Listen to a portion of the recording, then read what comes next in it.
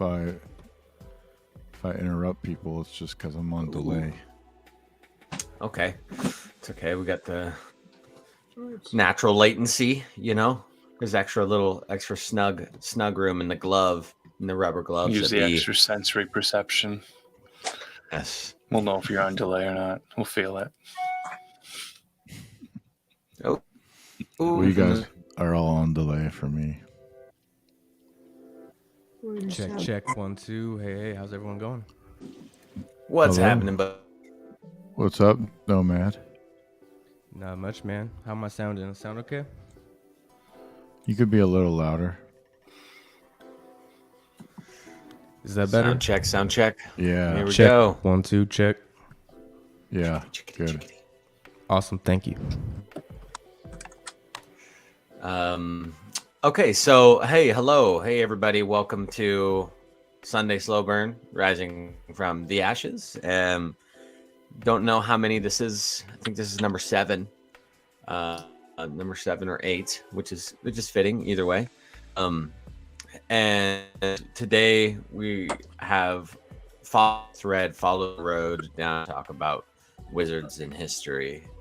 And I know I got some stuff prepared on Brother Solomon. I know Dan's got an entire list of 100 plus humans to go through. So we have some magical workings to get cracking on and some people to get talking about. But before we do that, let's introduce some of the people that are new in this slow burn. And we got Alan Marcus. What's happening, brother? AlanMarcus.com. It's a real web page. Check it out. Beautiful. And we got with us that's new also Nomad. What's happening with you, man? Welcome. Hey, good to be here with everybody. If anyone wants to reach out, you can reach out at nomad.art. And yeah, excited to get talking. Excellent. Cool beans. And the Of course, homie, the we brother, have, Indy Sage. Indy. What's happening? Glad to be here, y'all. Excited to talk about some wizardry today. Yeah. Yes. And Danny boy, how are you, sir? Hola. How's it going? I'm Hey. energized up, magicked up.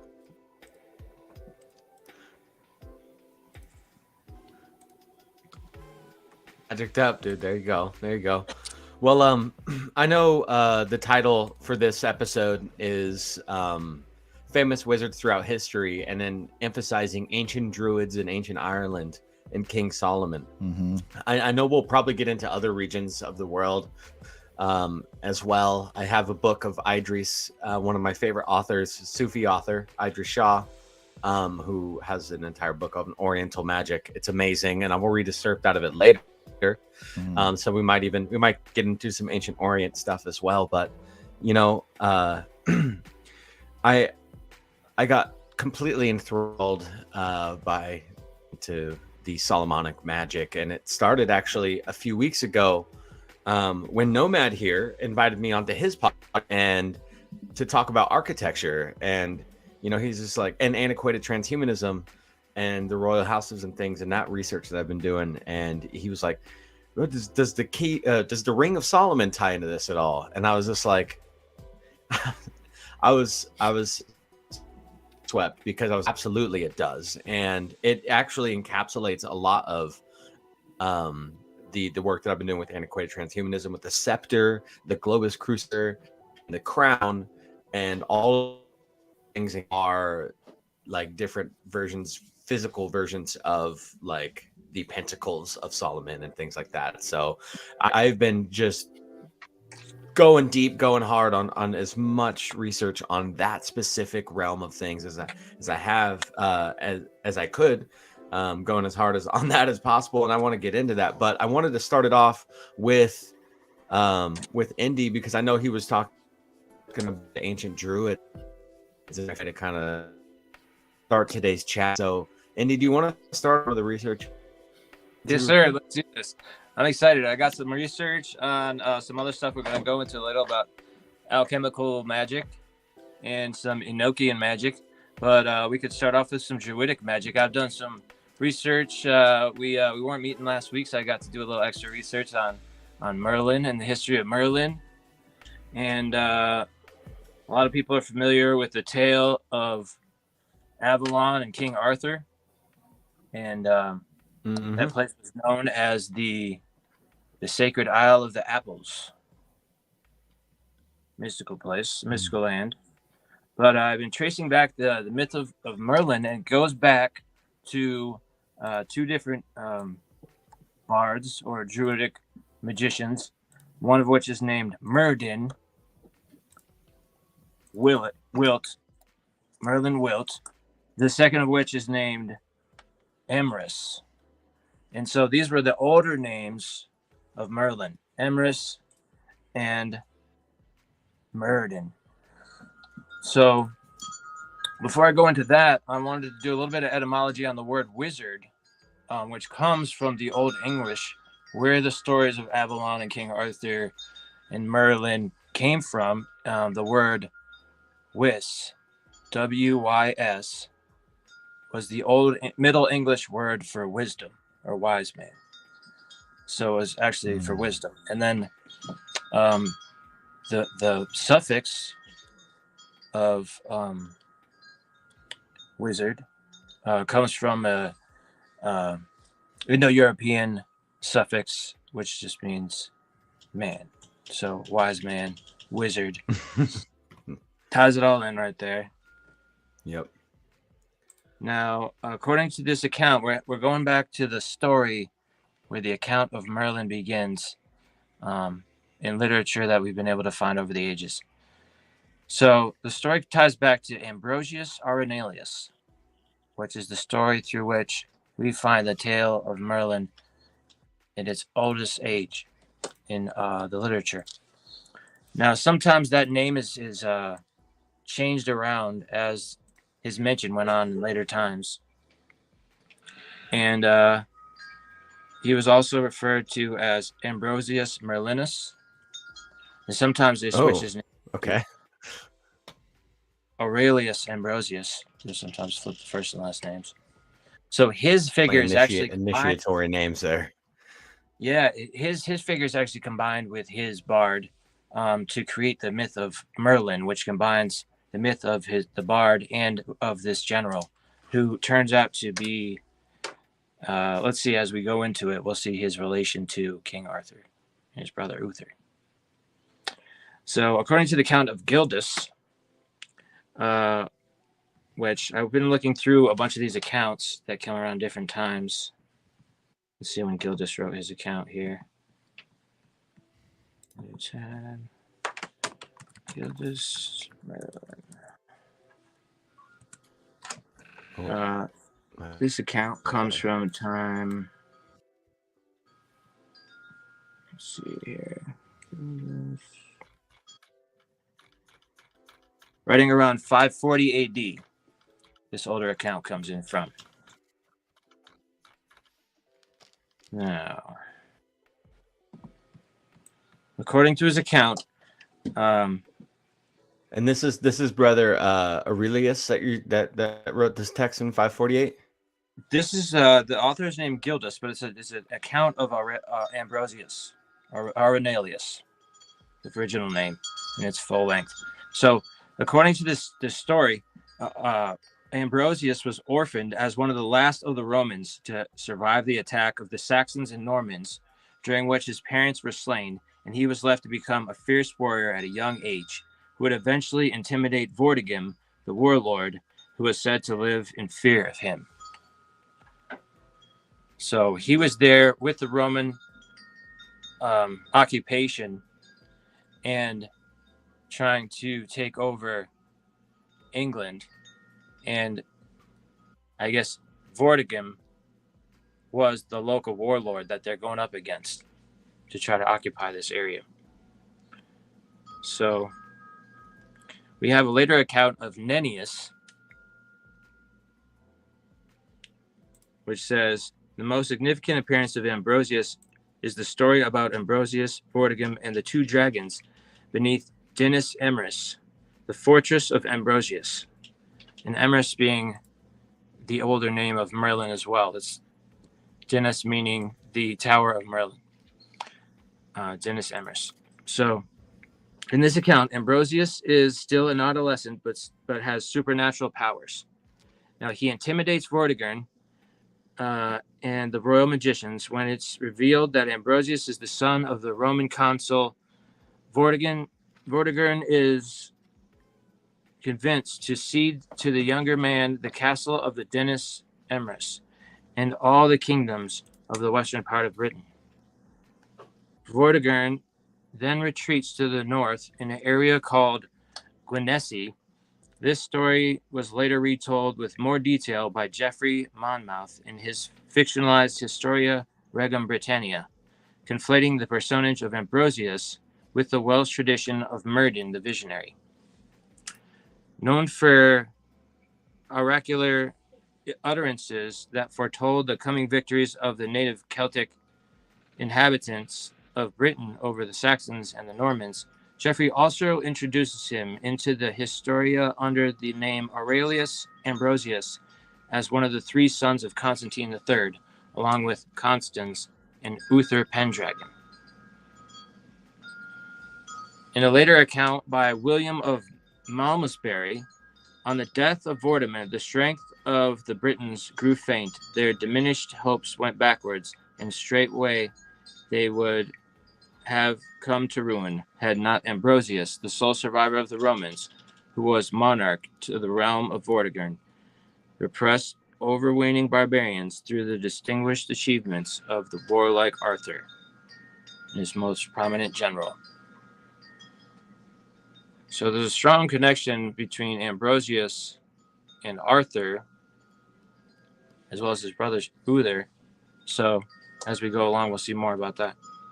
In the account of Geoffrey of Monmouth, Ambrosius Aurelius appears in a later pseudo-chronicle tradition, beginning with Geoffrey of Monmouth's Historia Regum Britannia, with the slightly garbled name Aurelius Ambrosius. Now presented as the son of King Constantine, the eldest son of Constans is murdered at Vortigern's instigation, and the two remaining sons, Ambrosius and Uther, still very young, are quickly hustled into exile in Brittany. This does not fit with Gildas' account, in which Ambrosius' family is perished in the turmoil of the Saxon uprising. Later, the two brothers return from exile with a large army of Vortigern's power, which has faded. They destroyed Vortigern and became friends with Merlin, and Ambrosius becomes king of Britain. However, he is poisoned by his enemies Eopa, and his brother Uther succeeds him. Geoffrey retains the story of Emrys and the dragons from Nennius, but identifies with the figure Merlin. Merlin is Geoffrey's version of a historical figure known as Myrddin Wyllt. Myrddin is only mentioned once in the Annales Cambriae. The name Merlin is given in Latin as Ambrosius Merlinus. Merlinus may have been intended as the agnomen of a Roman and Romano-British individual like Ambrosius. Elements of Ambrosius Aurelius, the traditional warrior king, are used by Geoffrey for other characters. Ambrosius' supposed supernatural powers are passed to Merlin, and Geoffrey Aurelius Ambrosius rises to the throne but dies early, passing the throne to a previous unknown brother called Uther Pendragon. The role of the warrior king is shared by Uther and his son Arthur. So I think prior to this, he may not have actually died. That was maybe fictionalized for the story. But we see that there's definitely a combination between Ambrosius and Merlin, sometimes Merlin being given a persona that's kind of splintered off of Ambrosius. And so it's not explicitly covered in Geoffrey's narrative, but the genealogy makes Constantine and his children the descendants of Conan Meriadoc, legendary founder of the lines of kings of Brittany. Conan is also featured as the Historia Regum Britannia, where he is appointed the king by the Roman Emperor Magnus Maximus, reigned 383 to 388. to give you a time frame of when this was What- supposed to have occurred. What a wonderful name. Magnus Maximus, the ultimate magus. Wow, there you Big go. job. So title. Constantine's reign is placed by Geoffrey as following the groans of the Britons mentioned by Gildas. Constantine is reportedly killed by a Pict in his region and followed by a brief succession crisis. The Picts are fascinating. Candidates for the throne included all three Constantine, but there were problems for the eventual rise to the throne. Constantine was a monk. Ambrosius and Uther were underage and still in their cradle. The crisis is resolved when Vortigern places Constans on the throne and then serves as the chief advisor, the power behind the throne. When Constans is killed by the Picts, soon after, serving as bodyguards for Vortigern, Vortigern feigns anguish and has the killers executed. Ambrosius is still underage, and Vortigern rises to the throne. So it's at this point where we have Ambrosius and Arthur. Is it Uther? Uther, the father of Arthur, are kind of neck and neck to fall into the heirship after this. They're going to see who's going to take the throne. Now, Geoffrey, in the last chapters featuring Vortigern, has the king served by magicians. This detail derives from Nennius. Though Nennius was talking about Vortigern's wise men, they may not have been magic users, but advisors. Vortigern's encounter with Emrys, also known as Merlin, takes place in this part of the narrative. Merlin warns Vortigern that Ambrosius and Uther have already sailed for Britain and are soon to arrive, apparently to claim his throne. Ambrosius soon arrives at the head of the army and is crowned king. He besieges Vortigern at the castle of Gnoru, which is identified with Nennius, Caer Gorthigern, Fort Vortigern, and the hill fort at Little Doward. Ambrosius burns the castle down, and Vortigern dies with it. Following his victories at the end of the wars, Ambrosius organizes the burial of the killed nobles at Caer Caraduc, and Geoffrey identifies this otherwise unknown location with Caer Caraduc, Salisbury. Ambrosius wants a permanent memorial for the slain and assigns the task to Merlin. The result of the so-called Giant's Ring, which is located in the vicinity of Salisbury, has led to its identification with Stonehenge. Though Geoffrey never uses that term, Stonehenge is closer to Amesbury than Salisbury. The ring formation of the monument could equally apply to Avebury, the largest stone circle in Europe. So it does actually tie back to some historical locations in England, revolving around Stonehenge. So this, I mean, Stonehenge that would make a lot of sense. A lot of sense to me. If these sacred sites were, I mean, obviously, I think we can all agree to that their sacred sites were secret for the magic and the magical happenings and the energies and the sounds and the resonance of the music and the reverberations and everything. Oof, giving me chills thinking about that. Fascinating. A lot of people don't think when they've heard the story of King Arthur that Arthur is the nephew of the wise wizard Merlin, also known as Ambrosius.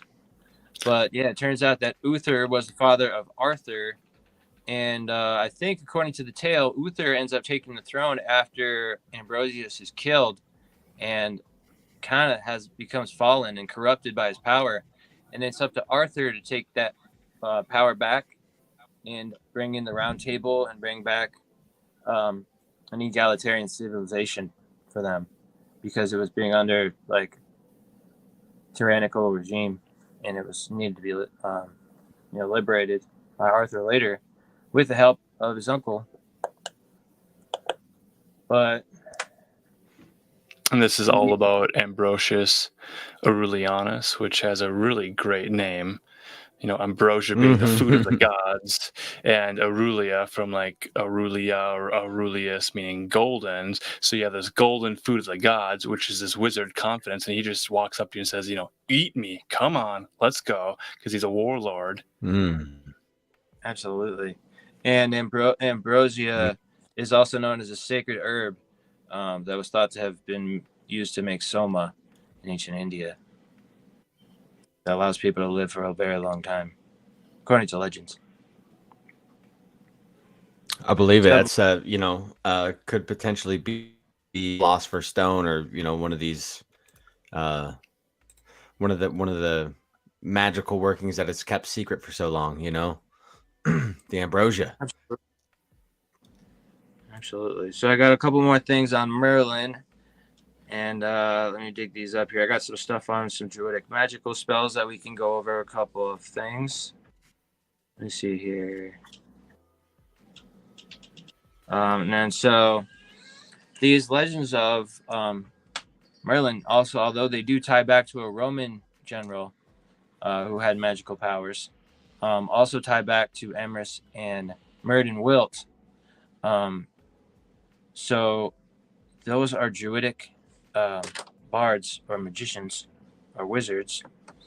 And we can go into a little bit of the basics on Druidism. We're going to go into it a little bit deeper later on with Tuatha De Danann. But I have here that trees and the word Druid, some modern scholars agree with the classical Roman and Greek authors that they most likely have come from the derivation Druid is from the oak, which combined with the Indo-European root word wid, giving the translation of the word Druid, one with knowledge of the oak, or wise person of the oak. And let's see. Some notes on that as well. And the oak has I can't quite put my finger on it, but there's an association between oak and like serpent symbolism that I before in research, and I'm not sure if it was like it's made in and casted in bronze or something. But if anybody has any tie on that, that'd be interesting. Absolutely. On the cross correlation of the oak symbolism there. So, but they actually had an entire alphabet, kind of like the runic alphabet, and each of their symbols represented a different tree. So they worshipped trees in general, but they held oak the highest, saying that oak was heaven sent. And they had many rituals with the oak tree, where they would gather the acorns with some implements made of gold. And there's a lot of symbology of their culture and their attire that they would wear, referring to the oak tree. And so they also have a winter tradition with the sacred tree, the yew tree, which is then later made into the maypole after being used as what we use as Christmas trees today. And they would tie onto it bells and candles. And if the bells would ring, they would know that the spirits of the forest are blessing their tree in their home. So that's one of the traditions with the yew tree, which is an evergreen. Now, the Celtic people considered the oak tree to be a symbol of wisdom and knowledge, and ancient Roman scholar and philosopher Pliny the Elder put it, the Druids regarded the oak tree as sacred, believing it was sent from heaven. Several Native American tribes regard the tree as sacred as well. Druid actually comes from the Greek word for oak, Druus, which later became the word for wise. I know when walking into an oak forest, you have the became the word for what's hey Ben Mulder said, what's happening, baby? He's got his chain on his hand, dude. Look at this guy. What's up, Romy? That's what I'm in here. I'm in here servicing my chainsaw in between, and I was checking out these two big ass studs, and then I see Alan Marcus on there. Man, what a crew! And then Indy Sage. That's a crew Planning right to cut there. down some cherry trees today, some oak trees. So the word, the word druid comes from the word. In some of the northern European countries, it was actually illegal to cut down an oak. But as far as the oak and the snake tie in, so the oak is Donar's tree or Tor's tree. very, very sacred to heathen people. And in fact, there was an entire uprising because there was a monk that cut down Thor's tree, literally Donar's tree, and because he was trying to convert the heathen people, and that got his head cut off for him. It didn't pan out quite what he expected, but at the end, Donar, or Thor's greatest enemy, the one that kills him, is Jormungandr, the snake that, for whatever reason, Thor is symbolized by the oak, and then his arch nemesis is the great snake. Man, that's so cool. It's really interesting how the Norse mythology really ties in with the Celtic mythology. There's definitely a strong connection there. Mm-hmm. Yeah, I was I was talking to somebody the other day, and I can't remember, unfortunately, but it was some like folklore that was tying into what Dr. Seuss was ripping off of when he created the Lorax, and that there's specific entities that elementals, as Manly P. Hall would call them, that actually have strong correspondence with trees.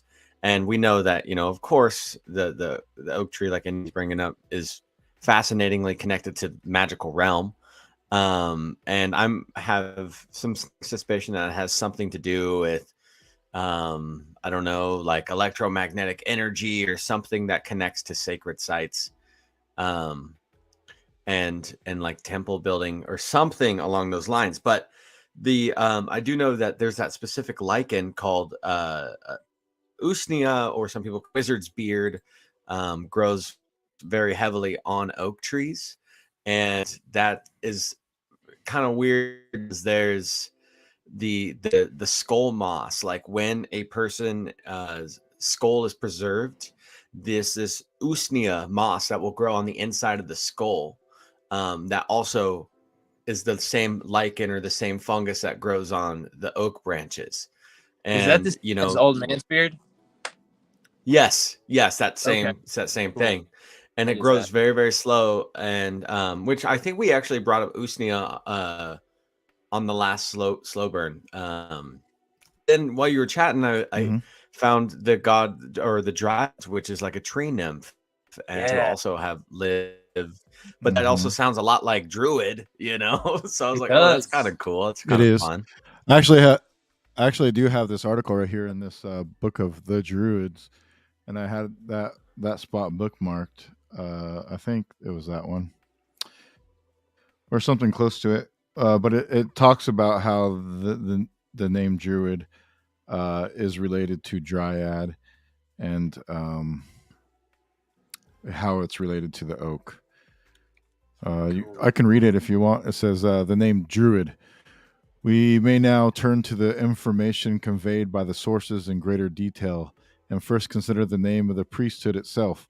In the classical text, it only appears in plural forms, Druidae in Greek and Druidae or Druidis in Latin. Aberrant forms like Dracidae or Drycidae must result from scribal errors and corruptions in the manuscripts, but Lucan's Dryadae look as though they have been influenced by the same of the Greek water and tree nymphs, dryads in Latin. The forms presuppose a Gaulish druvis from Druids, but as we have seen, the word does not actually occur in any Roman Celtic inscription. In Old Irish, the word is Druid, plural druid. There has been much discussion as to the probable etymology of the name, and current opinion tends to occur with those ancient scholars such as Pliny, who regarded it as related to the Greek word for an oak tree, drus, D-R-U-S. The second syllable is regarded as cognate with the Indo-European root wid, to know. Relationships with such a tree would be appropriate enough to a religion with sanctuaries in the deciduous mixed oak forest of temperate Europe, and we shall see how specific association with the oak tree is attested. The name of the Galatian sanctuary in Asia Minor, recorded by Strabo, Drunameton, appears to contain the same first element combined with the Gaulish sanctuary word nemeton discussed in the last chapter. So, Cool. as we can see, there is a direct connection between Dryad and Druid. And I think with the oak tree, if we go to like Bach Saga a little bit, they said that they burned the bodies and they would take the sack and the ashes and put it into the tree, and that became your family tree. I think in many ways that they were probably using these trees as kind of monument graveyards. They're burying their ashes into the tree, then that family tree would grow up. So instead of going to a graveyard of dead, you'd have all these live trees that represented your family, and that's why they went through and tried to destroy these trees, and that's why that guy got his head chopped off for trying to fuck with an oak tree, because it has family relevance to the people. That's Well, super and super heathens are actually, according to our cosmology, we're made from trees.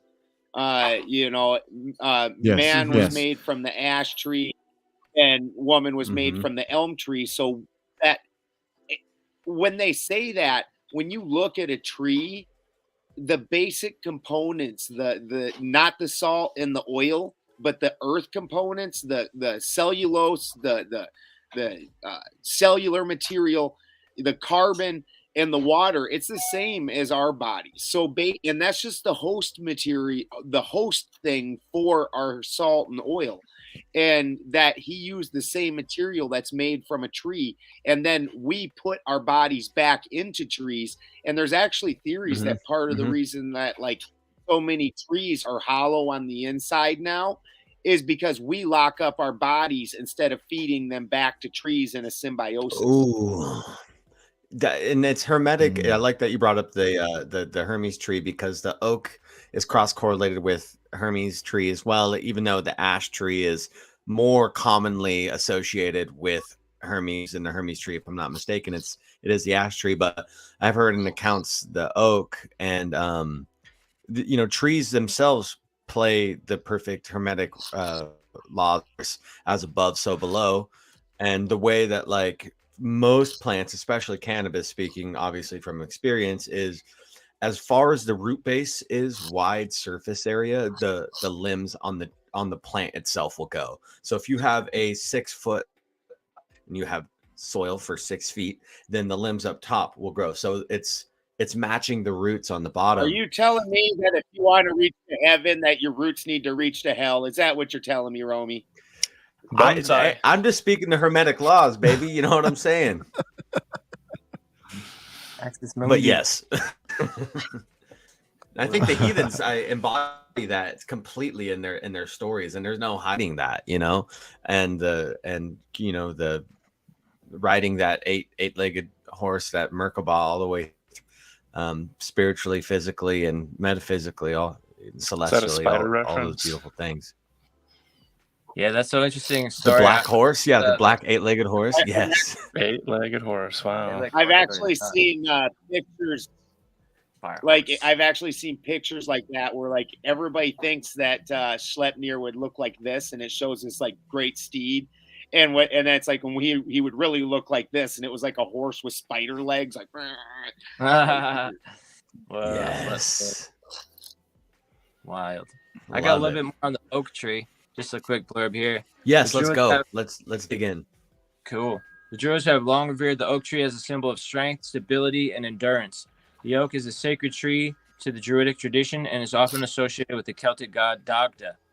In Druidic mythical, the oak is said to be the first tree to grow in the world and is considered the king of all trees. The Druidic name for the oak is Duir, which means door or entrance. This is because the oak is the gateway between worlds of the living and the dead. The Druidic year is also divided into 2 halves, with the winter half being represented by the oak and the summer half being represented by the holly. Yes. So what do we think made it the gateway?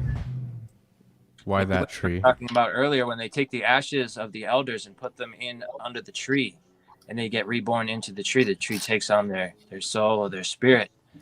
I think they might be somewhat referring to that. And I know they use that in the ancient Finnish and Norwegian and Swedish. It's kind Do you have of any where in- I think that's how we get the idea of imp, the tree spirits, and how they get animized is because they carry the souls of the ancestors. So was it the specific? It was the specific oak tree that they used for that ceremony. Do we have any idea why they chose that tree for the ceremony? Well, they have tannin, which is a component of the oak wood, is released into the wine over time, and they use that for flavor and aroma during their ceremonies. Interesting. People don't realize it, but in Native American smoke ceremonies also, everybody knows that there's tobacco in there, but there's also wood chips and some other things that is mixed in there. But wood chips is actually a large portion of the mixture. That's good insight. Yeah, because I wondered. I feel like there's got to be some specific reason, right? Our ancestors didn't do things for no reason. So yeah, perhaps there was some chemical component that allowed them to navigate the spiritual world or something. And there's, I mean, even if we have like remnants of recipes or, you know, like one missing ingredient or one missing very important part to doing a magical incantation or a spell is going to just keep us separated and not be able to tap right in. So yeah, Right. it's a great insight. Well, yes, sir.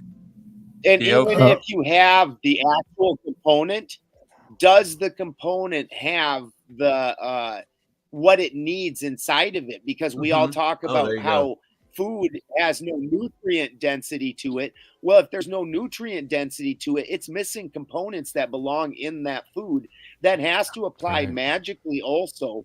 That part of in my opinion, magic is just electrical transactions that people can't see and understand. And if the salts aren't there, or if the oil isn't there, that electrical transaction's not happening. So this food that is nutrient lack or nutrient, you know, has a nutrient deficient, it also would not be magically viable either, as far as I'm concerned. Yeah. Yeah. The Vikings too. The reason why they burn their bodies is because the smoke would take their spirit or their essence up to the sky. So there might be a component in that in the magic also as releasing that energy up into the heavens. That's so cool. I wanted to read this just because the Dagda character is really interesting, and we're gonna on the mainstream show on the RFTA, we're going to the ancient Irish history, and so this is the really cool character. Just wanted to read this really quick because it ties in, and this guy's cool. So and he's also known as the Horseman or the Dawn, the Dagda Dawn, which is fucking super BA badass. Here we are. Tales depict the Dagda as a figure of immense power. He is said to own a magical staff, club, or mace, which could kill 9 men with one blow. But with a handle, he could return the slain to life. That's definitely hermetic. Indeed, it was called the Lorg Mor, the great staff, club, or mace, or the Lorg Anfade, the staff, club, mace of wrath. His magic cauldron was also known as the Quor and Seek, the undry cauldron. Ooh, and was said to be bottomless. That's definitely an alchemical reference from which no man was left unsatisfied. It was said that he would have a ladle so big that 2 people could fit in it. Uaithni, also known as the Four-Angeled Music, which was a richly ornamented magic harp made of oak, when the Dagda put the seasons in the correct order. Well, that's the 4 horsemen for you right there, if he's the horse allfather. Other accounts tell it of being used to command the order of battle, who possessed 2 pigs, one of which was always growing whilst the other was always roasting, and even laden fruit trees. Oh, and ever-laden fruit trees. He also described as being as the owner of a black-maned heifer that was said to give to him for his labors prior to the second battle of Moytura, when the heifer calls her calf and the cattle of Ireland taken from the Fomorians as a tribute graze. Wow, yeah, Dagda is Did you all the see things. It black? sounds Did you see black maned? Black a black maned heifer. heifer. It just says E. Mm-hmm. With a name. Yeah. it's black mane, M-A-N-E, yeah, black maned heifer. That's very interesting. I mean, obviously, you think of a horse with a mane where the back of the neck has like a line of hair that lays over. That's not something cows usually display. That's a very specific type of cow. It's super interesting. Mhm. I mean, the bull. So, I mean, obviously, like this episode isn't about bull worship, or sacred bull, because that obviously should be an entire episode on its own, but is incredibly important. And this, I hadn't looked up Dagda. Like this is great. So, I love Talato and Spill here. Look at that. You got Merlin There is a covering lot with Dagda. This name Dagda coming from words that mean like good God or shining God, shining to burn. There's this divinity here. Now, let's make it clear. When he's a good God, that doesn't mean he's morally good. That just means he's a really good God. Like he's the best God. He's the God above God. He's the most goodest, the best, supreme being in this thinking of the Tuatha De Danann, right? So he has all these ideas, and he has children too. So like a son named Nuada and a daughter named Bridget. Does anybody know who Bridget is? Saint Bridget's Day. Yeah. So it's a very significant figure in Irish mythology, Dagda. Yeah, Bridget. Dude, yes. And I know Rachel was in the chats earlier. I remember when we did our Ancient Norse month not too long ago. We were like, wanted to do a runes episode. We're like, let's get Rachel on, Rachel and Ben. And she was like, no, I'm over the Norse stuff. I'm into the Irish history now. But I know Rachel sucks. God. I wasn't saying that. Hey, he said it. I did not say that. Rachel, listen, okay? Yeah, I know you and Ben are a lot closer. I'd never say something like that, but it might have hurt Dan's feelings a little bit. Didn't hurt mine. I don't feel emotions, of course. Oh goodness. I married her. You did? Not. I did not get married to her. I performed her wedding. Clarify. My wife said that sounds wrong. I'm like, okay, yeah, it kind of does. The words are important. That's why we have these geniuses writing down this poetry, these bards who are very concerned about the meaning of words and telling the story and avoiding those double innuendos and sexual Nintendos and however that goes. They had a Maggie wife that was an English major also sitting behind them. The body humor, yeah. I'm gonna get you stories later. to tell in pubs. I'm gonna get you. Pub cheese, true pub cheese at its finest. So let's see. I kind of want. Oh, go ahead, sir. All right. The Druids are a group of peaceful and secretive people who possess powerful magic. They live throughout Albion and seemingly small settlements, and they are very powerful healers. They have been long sought and hunted down by the tyrannical king Uther Pendragon. Druids worship the powers of nature and the 5 elements: earth, water, air, fire, and spirit. Druid magic is usually performed in groups and usually relates to agricultural and nature-related events. They practice magic for good means and are generally a peaceful race. The Druids only employ the use of violent magic, like circuits, to deter strangers or those who would wish them harm from entering their land. And they spell that not like electrical circuit that we spell today, but SERKETS. could also be called a circles. But circuits, that's interesting. I feel like they might use the word circuit today based on the old magical name for attacking intruders from the Druidic magic. Seems like it. Is that a connection to the stone circles? Yeah, it's a connection to their boundaries and protecting their borders and stuff. And so circles and marker stones, which is what they use for their magical spells, and the directions of the world wheel of the world. I'm gonna go into that a little bit later. But they practice magic in its purest form and its lighter side of magic, while they acknowledge that the magic can be used for evil, as Uther proclaimed. They believe it can be used for great good and strive to use it for good. Druids did not kill or harm those that are a danger to them.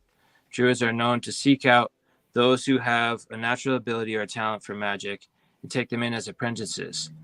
Druids of a certain level of authority have knowledge of the future, and Druids also seem to have the power of telepathy, making it an inherent ability of the Druid people. Druids appear to have symbols imprinted on them, which seems to differentiate them from non-Druidic people.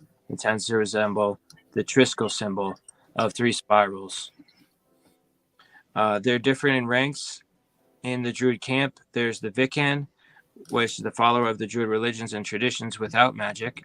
The Druid, which is the follower of Druid religions and traditions with magic. The Vates or the Vates, powerful seers. Their power is of prophecy and is unrivaled, even in the high priest or priestess. The Druid Master, which teaches the Druid ways, takes on the apprentices, and then the Druid Chieftain, the highest rank of Druid. They are counted as the high priest of the old religion. Always a male. I'm hearing the word prophet there. I like that. The idea of the one who speaks for the divine or has the divine inspiration, and then the idea that maybe a prophet can somehow predict the future or be a soothsayer. That's an interesting aspect of what we might consider to be a wizard, that aspect of prophecy, which might get into divination magic and these sorts of things.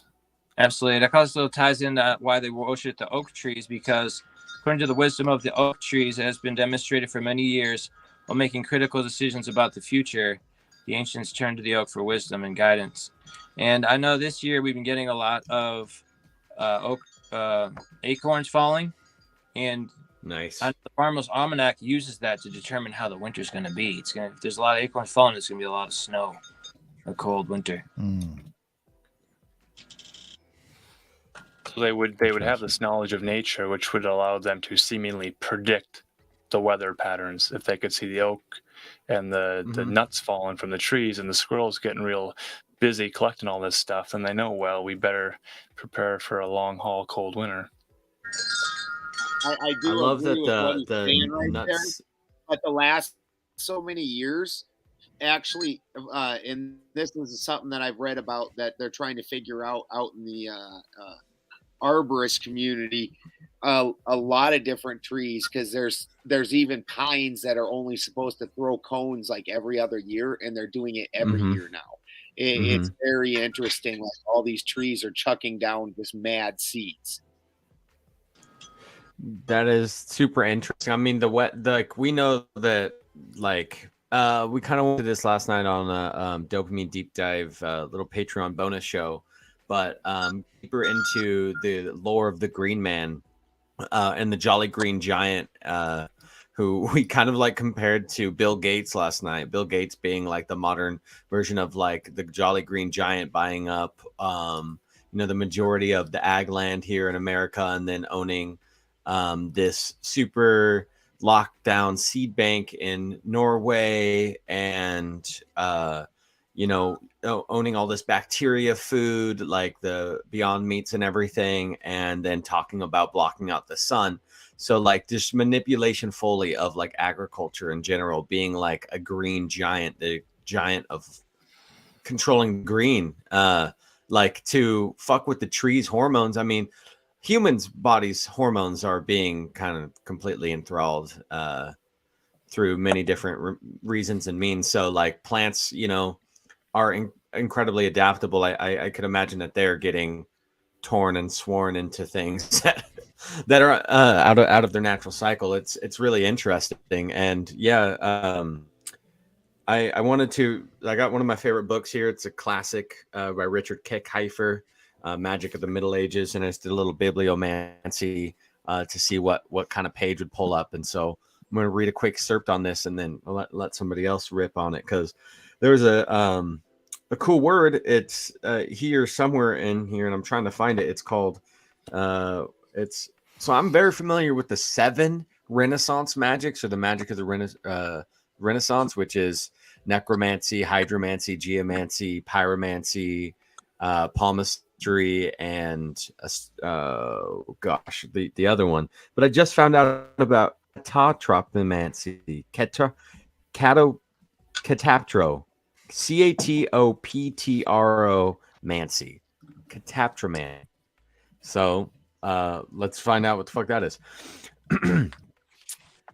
This is in magicians at court in the Middle Ages. True encounters of courts, magicians and wizards being brought to court.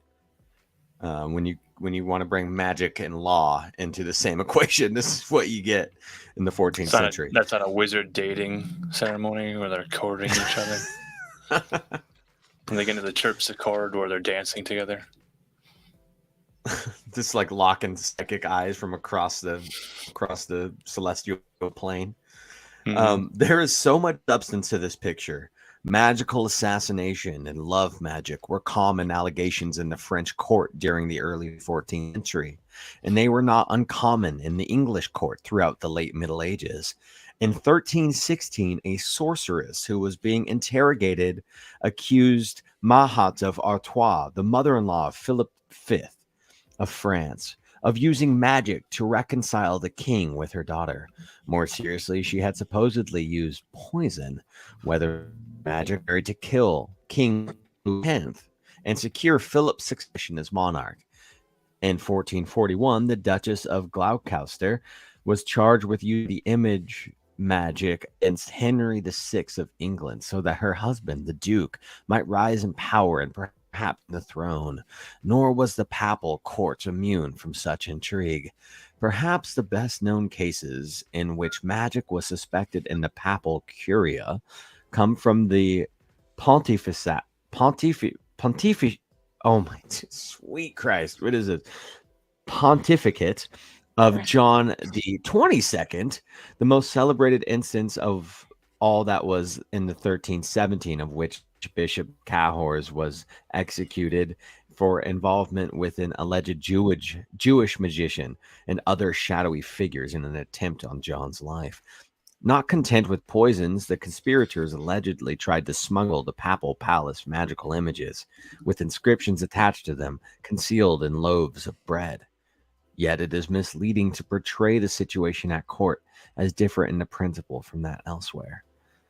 There were rivalries and animosities in all walks of life that led us to the use of suspicion. The historical record gives little warrant for taking the courts as div in this regard. About magic at court than any other things because the records are much more ample.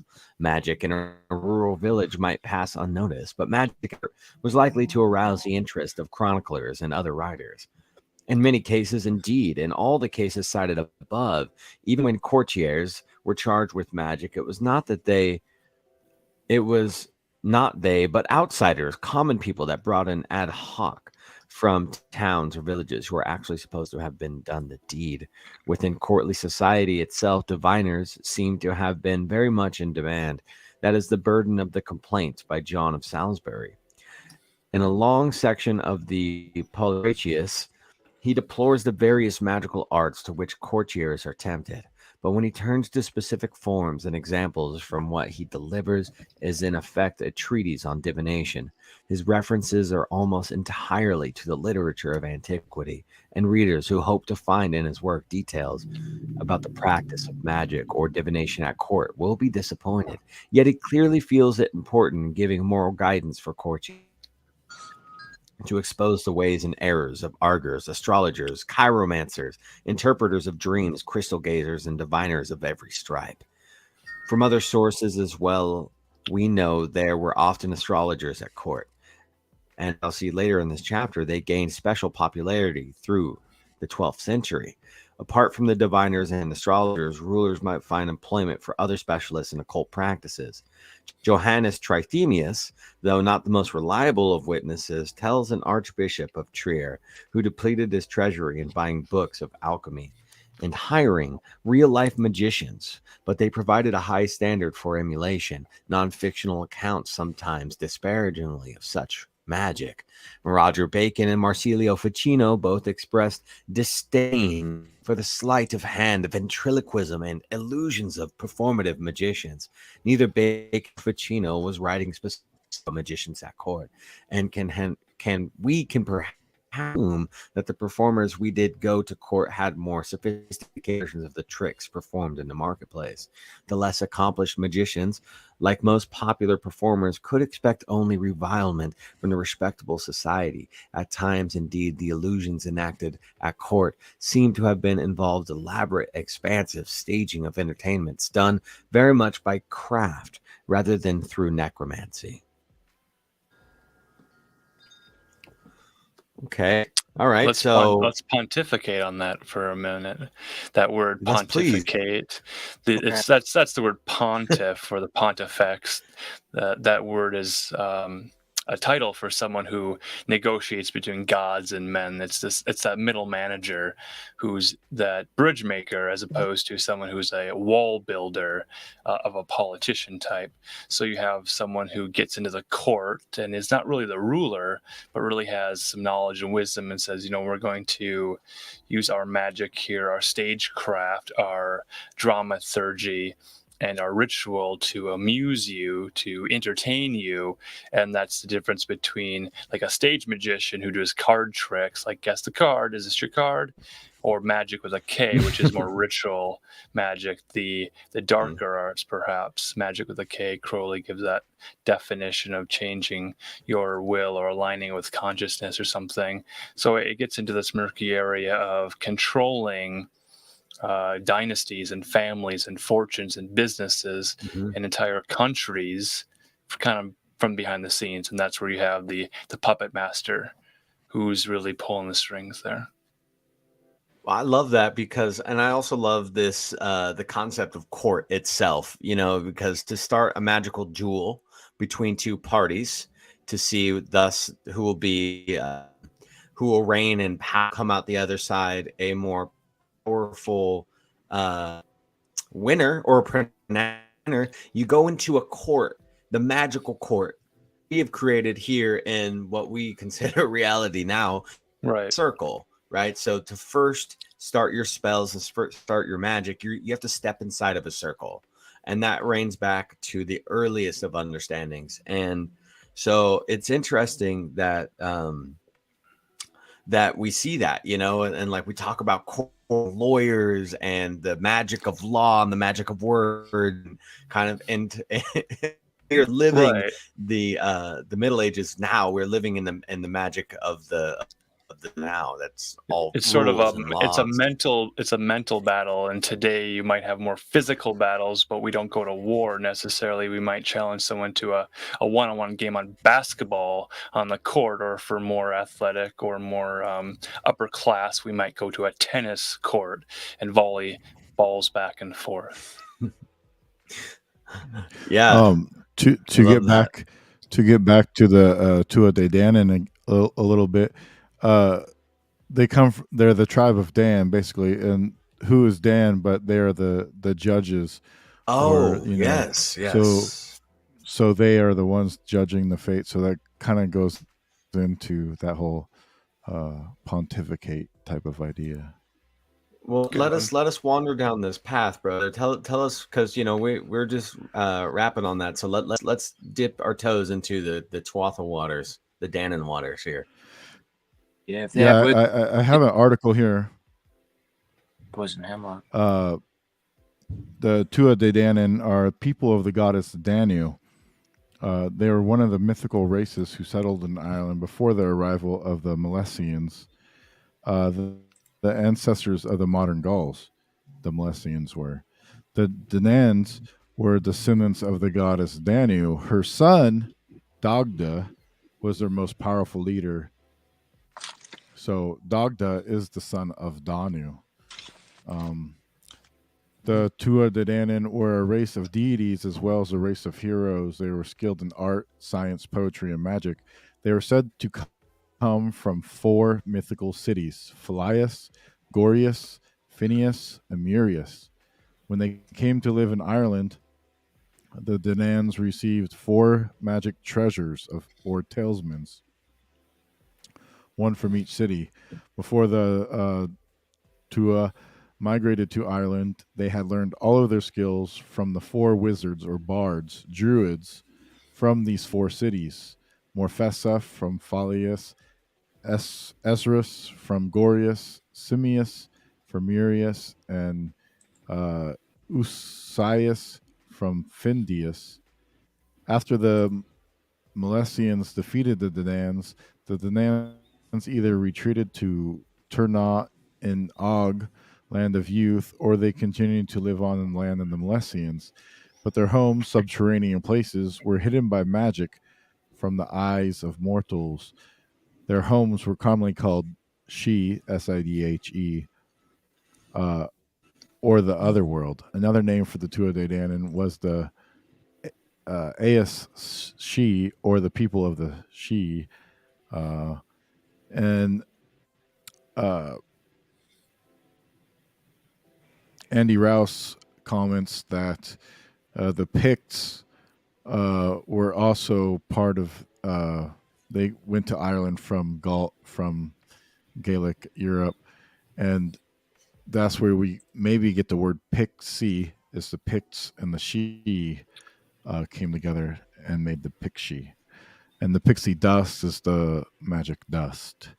In the other world, the Danann remain young and seemingly immortal. Immortal in the sense that they can live a very long time and remain young, but they can kill and destroy just like any mortal. They were frequent visits of the Danann with mortals. Sometimes they aided mortals, while other times they seek their destruction.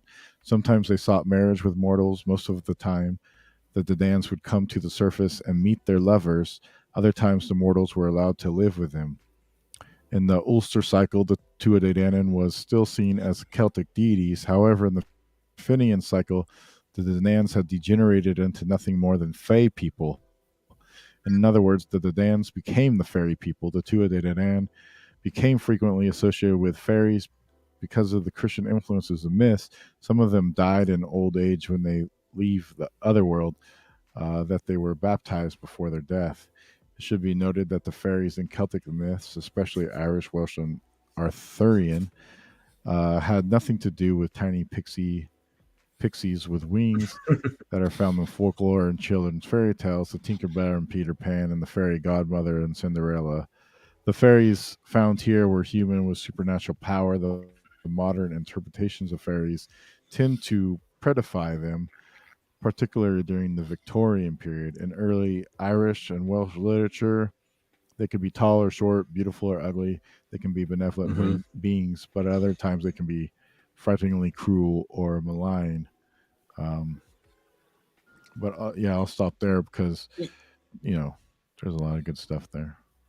Real quick, just I love that. I love that article. It's really good. Thank you. And I wanted just to touch on like what is the general consensus of like the exoteric story of what happened to the Druids getting getting chased out of Ireland, right? Like they chased the snake out of Ireland, the snakes were the Druids, so forth. Well, it sounds like other these tales that the Tuatha De Danann they sailed on these ships, and they were magical ships where they coming from one realm to another. Was this a ship transfer them to a spiritual realm, to here, to the other dimensions and whatnot? But it's like this spiritual battle that was going on, and there happened to be like maybe what happened is like they got banished from this realm, or they hid themselves. Maybe actually retreated into another dimension, and that Fey dimension is like of the folklore of the Irish Fey, or as opposed to them like getting. It's like if you chase somebody out of Ireland, that doesn't necessarily mean that went to England or they went to Egypt or what have you, but maybe they really got banished from that dimension and they retreated into the oak forest and transmuted themselves into that energetic realm or dimension. Where was that place you said, Dan, that they were talking about? It was in the earth. Is that what they were saying? And something she? Yeah, so they retreated to inside the earth. Yeah, in their shees. The shees, I guess, it said in there that was the name of their homes. The mounds that they built were called the shees. Okay. It kind of goes into like the Hopi and how they talked about the ant people coming up from the mounds and whatnot. You kind of have that idea where maybe they had an entrance at the top of the mound and they would go down into there as defensive type measures or use it for their homes or whatnot and go into the underworld or the other world, it said. But which is when also we talk called about Sheol. the 12th, yeah, when we talk about the Dan, they're also in the Duat too in Egypt. There's a connection between the Duat and Tuat of Dedanan. So they were obviously people that like to have these underground or inner earth type dwellings. 100%. Well, thank you for inviting me on, gentlemen. I love you, Dan. I love you, Romy. Love you, Alan. Love you, sir. Nice talking good with seeing you. you again. Good meeting you, Nomad. And Likewise. you guys have an excellent day. I'm back to chainsawing. Peace. Nice. Have a good one. Thanks, man. Hey, man. Thanks for joining us. Odin's beard. Odin's alchemy on Odyssey. I was listening to an episode of Earth Ancients the other day, and they were talking about Montana, and it broke my brain because Montana, if you take the syllables, it's Mount Anna, the Mount of Anna, and there's all kinds of mounds there, and that are little known. Shit! And so the mountains of the Anunnakis. Mount Anna is like, yeah, Anna was also the same as Danu, Diana, or Diana, or she connects into a lot of these other mother type goddesses. Who's this goddess looking in the mirror right now? Is that a magic mirror on the wall? That's yeah. So we were talking about catatraptomancy earlier, which is funny because they told me that it was on page 97, but then when I went, and that's why I brought it up, Dan, was because I saw the word cat and was trying to weave in some other slow burns that we've done. We did the cat and dog show, but that page wasn't anywhere, or that word wasn't anywhere on that page, so I had to actually look it up. But it ties in because apparently catatramancy, it sounds like capturemancy, right, or something, is divination through mirrors. So it's mirror magic, which episodes you guys can find them on this YouTube feed, the 3-part series on the history of mirrors. But apparently this is Russian folk capturemancy, a piece of art that this woman is doing. There's many magical and divination tools, and I think that there's so many things around our house. Like the Cabinet of Wonders was something else I came across during this research, and even cabinets and shelving units were used as magical incantations, altars, mirrors, bathrooms, thrones. Everything in history has a magical tie to it. And because everything had a spirit tied to it, people call it animism, is when things have a spirit, attached to them. But in theory, if anything in this atmosphere has spirit attached to it, there's an energy that is imbued upon everything that lives within our atmosphere. So fear not, because everything is magical. It's just how we choose to stay in touch with it and all that beautiful goodness. And yeah, man. So taptromancy is mirror magic, basically, is what we're alluding to here. A lot of that going on right now, wouldn't you say? Seems like our whole world is mirrors. Absolutely. Yeah. Yeah. And it's the that's a trippy thought to think about, that we're living in like in this age of like, you know, the internet being like a huge reflective surface, or like a disco ball. Well, A prism. cameras Yeah. are mirrors. That's Yeah. what we're using right now. Cataptromancy, to capture that in there, the capture magic. That's super fascinating. Absolutely. Yeah, we're doing it right now. We are doing a form of cataptromancy or scrying right now. I mean, that And picture looks like everybody us. watching. You It think so? does. Yeah. Look at it. Yeah, there's also that aspect of glamour magic. We have these beautiful beards, and we're so charming with our face looking in the mirror. Exactly. I think there's crystalmancy with crystals. Mm-hmm. And which is, yeah, I think similar to it. If like there's it's a huge thread on it on its own. I have some of that in the book, in Greater Key of Solomon here. Read about the well, because mirrors are their form of like silica at times, or they're a form of silver or mercury. So I think it's kind of the same, but it's like more of like a like manufactured piece of a tool, an amulet, as opposed to like a crystal being like this like pure natural raw form that still probably has some like elemental energies into it. Here, let me pull up this. That's like what Nostradamus used to do his divinations and stuff, future prophecies, the Black Mirror.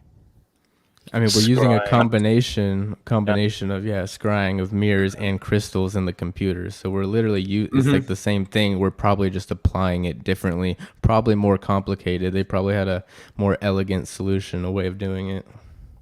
Use Well, I mean, candles and a reflective surface, and there's that More in- element of being in a dark room, staring at an image. Your eyes kind of go cross-eyed, and you start to self-hypnose yourself, and then you alter your state of conscious, and then you're connected to something else, and wow, you're in another world, a completely different realm.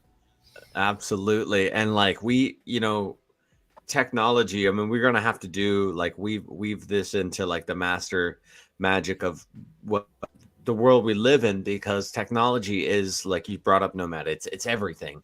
It's all of these individual pieces of magical amulets and talismans of the past, but brought into like one computer, one phone, one piece of technology that has all of these magical capabilities. And you know, I mean, we are obviously of that, but like, you know, obviously a large part of the population is still not necessarily hip to these being actual magical incantations. And then through that, we not only have the ability for our own selves, but there might be other entities that are tied into that, and trapped in there as well, which is kind of sketchy, man. Totally. Have any of you guys read The Teachings of Don Juan by Carlos Castaneda? No, man. Man, that's a good series. And they talk about using a black mirror, and they put it in like running water under a stream, and it opens up a portal to like dark spirits in the underworld or something, and they come up and snap. This dude that he's trying to train, the Yaqui Native American shaman, is trying to teach this American like anthropologist how to take peyote, and like trying to help him get over his fear. He gives him these psychedelics to practice on, and he gets stolen up into the mirror and brought into the underworld or something by some demons. And that was meant to refine his spirit and help him get over fear. Yeah. Yeah, that makes sense. He screwed up. Nice. Out of the pond river until he screwed up and fell into the. I don't know. It's a good series though. But I've definitely heard of it. I haven't read it yet, unfortunately. It's on the list though, man. It will happen someday. Mm-hmm. Yeah, it's really fascinating. Once I start to get through all these other fucking books. Yeah. I want to read this. This, so you guys can practice this old ancient magical ritual to turn yourselves invisible, spiritually, physically, what have you. You could take this with a grain of crystallized salt, if you will, and let us delve into the Greater Key of Solomon here. This version was translated by Crowley and a couple other people. So yet again, take that with an even bigger grain of salt, if you will. But these Crowley had ties into some of these older tablets, and he was able to inscribe some of the working that a lot of other people weren't allowed to. So, people say that Crowley was an incel and so on and so forth, and he was. But through that, we have a lot of really, really great occult gnosis. Anyways, here we go. Chapter 10 of the experiment of invisibility and how it should be performed. If thou wishest to perform the experiment of invisibility, thou shalt follow the instructions for the same. If it be necessary to observe the day and the hour, thou shalt do as is said in their chapters. But if thou needest not observe the day and the hour as marked in the chapter thereon, thou shalt do as taught in the chapter which precedeth it. If in the course of the experiment it be necessary to write anything, it should be done as is described in the chapters pertaining thereto, with the proper pen, paper, and ink, or blood. But if the matter is to be accomplished by invocation, before thy conjurations, thou shalt say devoutly in thine heart, Skiabolis, Aberon, Elohai, Elimigith, Herenbalakuli, Methi, Baluth, Temael, Villaquel, Teveni, Yevi, Don't- Farete, Bachoba, Garuvin. Don't say the last word. Beetlejuice. Don't say the last word. Through him by whom ye have empire and power over men, ye must accomplish this work, so that I may go and remain invisible. And if it be necessary in this operation to trace a circle, thou shalt, as it ordained in the chapter concerning circles. And if it be necessary to write characters, thou shalt following the instruction given to the respective chapters. This operation being thus prepared, if there is an especial conjuration to perform, thou shalt repeat it in the proper manner.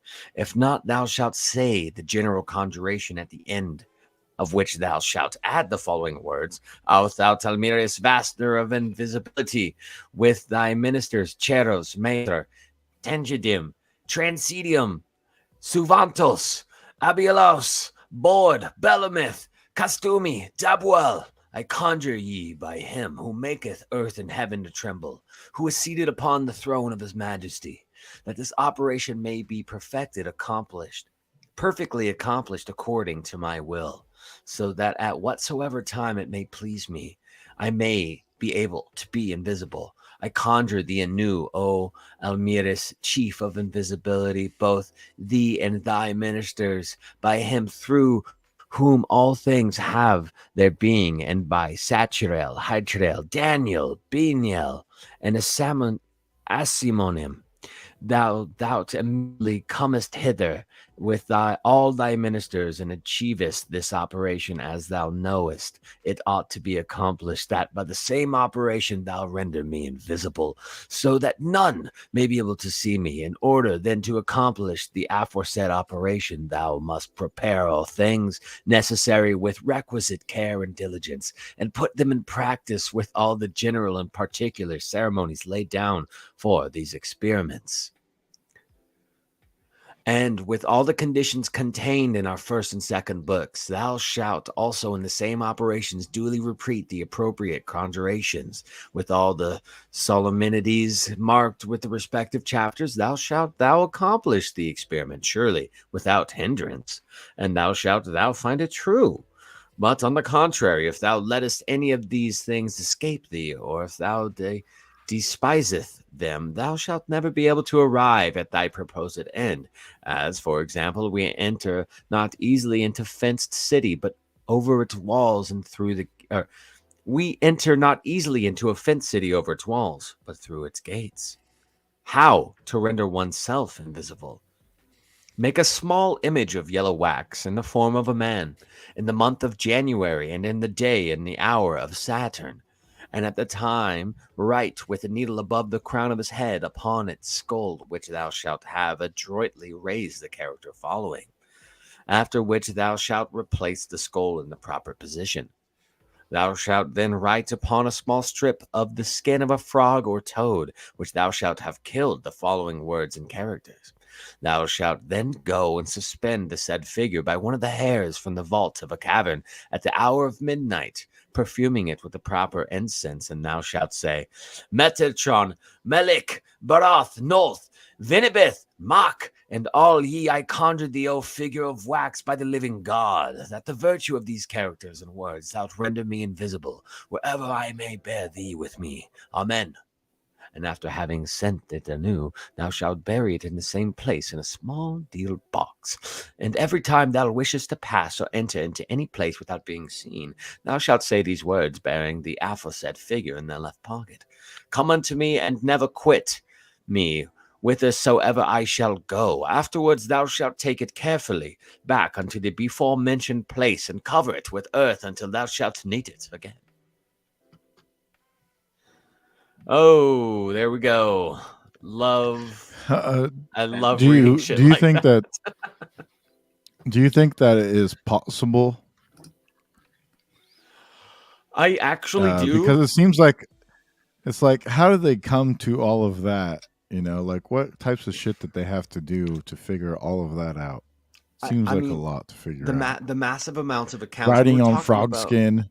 We're talking about centuries, man. Like, so when you look at like different alchemical laboratories of antiquated art, you start to see all these different animals that are in there. You know, you have the hanging gator, you got bullfrogs and toads, and then you have the, you know, the wizards and the witches and their familiars and these different associations to the animal world. It's almost like everything that we need to do any sort of magical processes is here within the atmosphere. And then even inside of that, deeper, once you start to get into the Key of Solomon, he starts to talk about the specific shapes that John Dee completely ripped off of that. I even found that the seal of the Pope, the coat of arms of the papal coat of arms, is almost directly correlated to the Key of Solomon. It's literally two keys crossed over each other on top of an egg with a Pope hat on top. And so that's the greater and the lesser key. And so these are high magical ceremonies and high magical treatises. That's why Aleister Crowley was one of the only 5 people at this point to, I think, to actually interpret these and decipher it from Latin. So I'm like, it's a stretch, but also not everybody's going to be able to do it. I mean, first of all, you have to know the study of when the day of Saturn is, when the hour of Saturn is. How are you going to kill your frog? You have to hunt the fucking frog. Like, you know, like this is not an easy feat, but if you want to be invisible, I mean, ain't no reason not to try it. Or maybe you might turn yourself invisible forever, and then I'll miss you, bud. You're just stuck and no one can see you. You can't really communicate with anybody. That would be terrible. That's just a lot of effort to go through to become stealth and sneak into the girls' locker room for a peek. Right. I think there's easier ways. Oh, goodness. Hey, Nomad, I see you wanted to share a screen here, brother. You mind if I pull that up? You ready to talk about this? Oh, sure. Yeah, I just put together some slides. I knew you were going to talk about Solomon, so we can kind of go through some of this. There's nothing specific, but since you were talking about the lesser key of Solomon, wasn't that the one where they mentioned the 72 seals? Yes, the 72 seals are all invoked in the lesser key, of course. And so I thought that was super interesting. Yeah, go ahead. Well, I was going to say, so there's these pentacles, right? Or like these plates that are attached to the different planets. And when he was explaining there's 7 plates of Saturn, 7 plates of the sun, 7, it's like 7 plus 7 plus 7 plus 7 plus 5 plus 5 plus 6. And I was like, oh, this must equal 72. And those are specific magical incantations and that you do with the practice of those planets, but it didn't equal 72. It equals 44. So there are 44 spells and durations that are directly tied to the planets. So that's another fun number. But the 72 is like the angels, and then the hermetic half of that would be the demons. And So that was an interesting find I found just actually this morning before the stream here. Yeah, supposedly there was another device that was actually specifically for bringing forth angels. And I don't remember the specific name of that, but that could be a whole nother episode in and of itself. But yeah, this one was, from what I understand at least, for demons or the jinn. I think what is interesting is just the shapes in here. I was noticing we have like the common heart, right? What we know of as the heart. On like that's the second to bottom row, and I'm just thinking of all these. Over it? I'm just sharing through the thing so you can't see it, but it's at the second to last row, fourth from the right. Oh, I see it. And there's like a little heart, and that icon is just everywhere, right? And so when I saw that, I'm like, what are these shapes actually doing? Is there some energy, some specific power behind these shapes that we're not aware of? Typical sigil magic style. So yeah, does anyone have any thoughts on that? The one you're talking about looks like a heart, you said. Is it like have two pillars on the sides? Yes. Mm-hmm. Yeah. What is the text underneath that or associated with that? Is there a name? Let me see if I have it here. Kind of small text we're saying. Because that's that looks like a type of crest with the two pillars and then the heart in the middle. Yeah, and you see that Templar style cross, or that the cross that's in a lot of these too, which I think is to the right. Looks like the helm of Ah. Two to the right. Oh yeah, it does. Wow. The heart yeah, one. and like you see a lot of the like the candle holder type of aspect, and the cross itself, I think is it's the four letters of God, right? Like Solomon talks about that a lot, that the directions are tied to the four letters of Yahweh. And so you the four corners of the universe or whatever. And then we were talking earlier about the elementals. It's like, or Andy, when you brought up the black mirror, the obsidian underneath the water to open a portal, it's like that these four different ways of travel and transfers of like spiritual or I guess deity. Like I don't even know how to really put a lot of like words in it to sound like I know what the fuck I'm talking about, but just looking at these looking at these seals, man, it's really blowing my mind, because a lot of these the crosses, when they have that longer bottom end or the stem, it reminds me of like a horn, like a 3-horned horn. So like if you were to have the silver horn or an instrument to use these incantations. I was looking at those too, and it was reminding me of like the cross of the rain, or the symbol for sulfur. Yeah. Oh shit! Well, that's fascinating. Oh my god, because sulfur is directly connected to like the Oracle of Delphi, or like that rotten, putrid smell that comes from within the earth or volcanic activity. Yeah, and if you look at a lot of these, they almost look like schematics for some type of electric capacitors or something. Absolutely, to bring it like to the fucking computer. Open ends, the circles, and then the connection to the ground. And then how it gets, because a few of them have crosses at the bottom and at the top, so it's almost like it's showing you the connection between the ground and the heavens.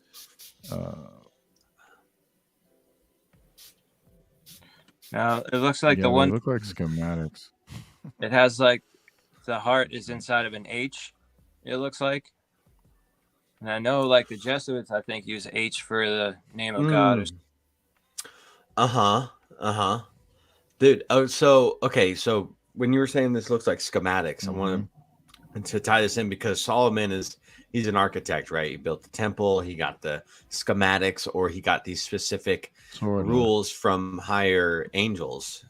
Engineering. He got some Tuatha De Danann to help him build temples. The story of Enoch or Ezekiel, which is like Ophaic angels, right? The Ezekiel's wheel, the story of the wheels is Ophaim. Anyways, the specific diagrams or I wanted to tie it into the mandala in the Eastern mythos, that the mandala was created by the Buddha or by the specific like godhead of that time, and they would draw mandala into the ground, and that would be the blueprint, and that would be the heart chakra basically of the building or the temple. And so you correlate like these types of sigils in with an architectural style and format, then it's like it's that same aspect of like drawing the mandala on the blueprint of the building to invoke a certain type of energy or a spiritual strong force within the temple there. Mm-hmm.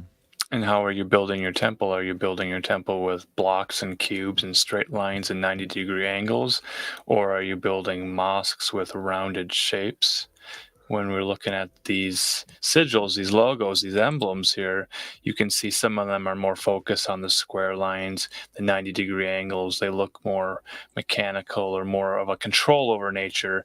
And some of these look to have a balance between the two, and some seem to be overbalanced. Mm. Yeah. We really got to break each one of these down, man. Like these are all very significant. I can't wait. Did you find anything on that heart one, though, man? No, not yet. I was trying to find like a higher res image. I have not found one yet, but yeah, it does seem like they had their own like personalities and their own functions, each one of these sort of demons, as we call them. So yeah, it's very fascinating. And I was being serious. I wasn't joking about the 12th day helping Solomon build the temple. I know you brought that up before, man. Well, let's get into that. Let's get into it. Well, because the Tuatha De Danann were also known as the Tuatha or the Daemon, and they were the demons. And so it said that Solomon got help from these daemons to help build his temple, and these Tuatha or whatnot were the engineers of a lot of these buildings. I wonder is. Go ahead, sir. I was just gonna say they're also referred to as the jinn, right? And I always thought that was interesting because of the word engineering, and it could be no connection there, but that was just a random thing. I think a lot of our engineering comes from this, because they worship Solomon pretty much. I mean, like you said, who knows how much he was supposed to be the wisest man who ever lived, so maybe he did have a lot of architectural knowledge, and maybe he did get that from other realms, other spirits. Yeah, and the Tuatha are specifically connected to that spirit realm. You know, they traveled through on their boats, and are they connected directly to like the cedars, Dan? I don't know specifically the cedars. So what I thought was interesting too about the numbers, like the cedars, Seeders, yes. Or the cedars, I didn't mean the trees. Yeah, I didn't necessarily mean the trees, but also potentially, I mean, if they're traveling through the forest, imagine such an ability or such a magical trait that you can travel through like mycelial network, or if you can travel through the roots and travel through the forest floors or travel through these trees. And then there's these different invocations to the different families and genuses of trees that have archetypes tied to them and different geographical hotspots. Then who knows, you know, and maybe that's another reason to kill trees, to kill the transport of the spiritual travel. And yeah, with what I was saying earlier about how the Tuatha De Danann, they're kind of in that in between realm. They're like these mystical beings, and how that connects to the Duat in Egypt, and how those beings were mystical, and they traveled from the underworld to the overworld. And then you have the jinn being kind of the same in between aspect. So they're all connected. They all have similar. They're probably all come from the same place, just in different names for different places. Yeah, I love it. What's interesting too, our buddy Mario brought up that the story of Solomon he thinks is allegorical, and I can't disagree with that by any means at all. I think the stories of a lot of these antiquated stories are allegorical, and something I thought of about that with like Solomon is very similar to Salamander. and the Pymander, and that's definitely a huge homage to the fire lizard. The salamander that lives in the fire of the still during the alchemical processes, which is it's a big thing of it to be in the fire. And to be in the hot seat, to be on the throne, and to be heightened up there. Yeah, I think Solomon itself is an allegory and an I connect archetype. Solomon with soul and moon, sun and moon, Mm-hmm. and how he brought up both pillars to make the temple for this new religion. He was the one, because he built the temple, there was a religion, and so because he brought the two pillars together under the temple, he brought the sun and he brought the heavens together, basically. I love that, and I think that's right too. Like the soul, the moon, the sun, and the moon, and then the der, which I think is just like kind of ties them two together. I love that. One thing I wanted to say about the number 72 to see what you guys think about this is, okay, there's 72 angels, 72 jinn. When you divide 72 by 6, you get 12, and we know that there's 12 major archetypes in the zodiac, but where does the 6 come in? Is that like where does that come in when you times you have 12 different archetypes in the zodiac, and then you multiply it by 6? Is that going to give you, like, if you were to take that wheel and then move and then times it by 6 and then kind of like fractal it out, would you get that Ezekiel's wheel type all moving mobility? Or where do you guys think that the 72 comes into play here? Well, how does the 13th? Isn't there a 13th also? Zodiac Ophiuchus, or is that his name? Ophiuchus? Ophiuchus. Yeah. That is heaven. I mean,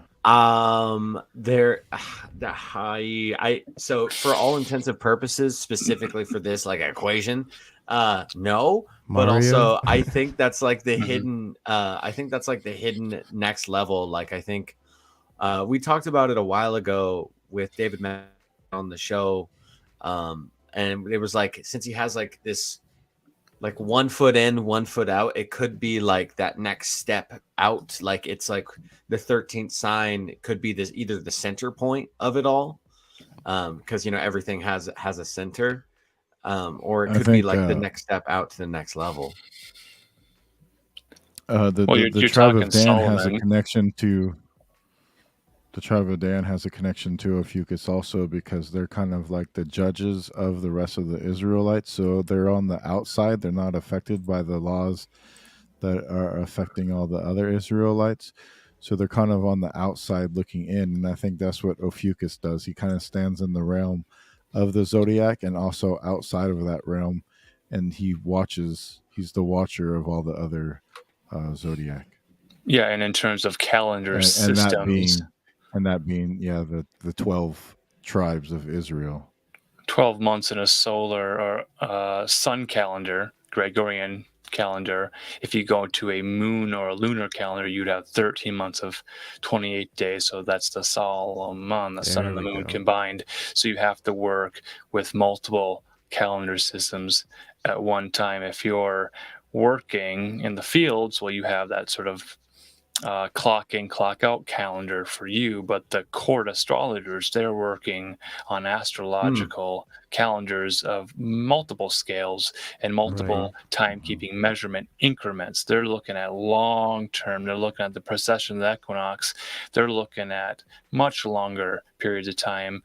The work in the field's looking at his watch. He doesn't have a wristwatch. He's looking at the sky. Oh, sun's directly above me. It's noon. It's lunchtime. I'm taking a break. Mm-hmm. Yep, that tracks. That makes sense. And that's exactly, at least in the Bible, what we hear is what the purpose of the stars is for. So.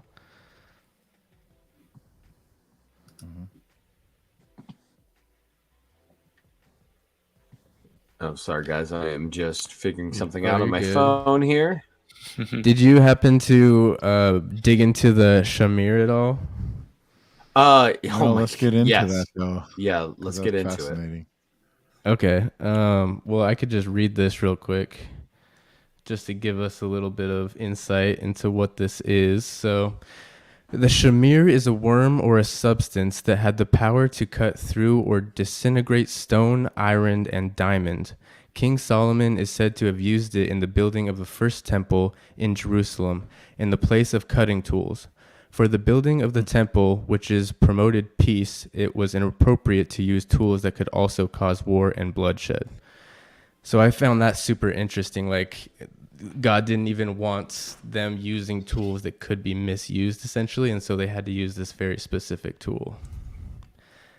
So that was the main part of it. There's some more here if people want to read on, but yeah. So have you guys ever heard of anything like this? The story of this creature?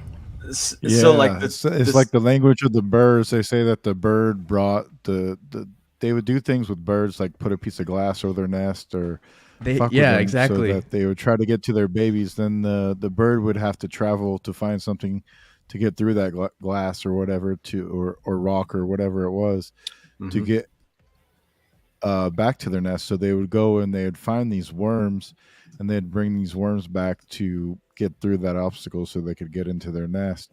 And through watching and observing the birds, they were able to get these worms and take them from them basically after they brought them back, and then use them in such fashion as this.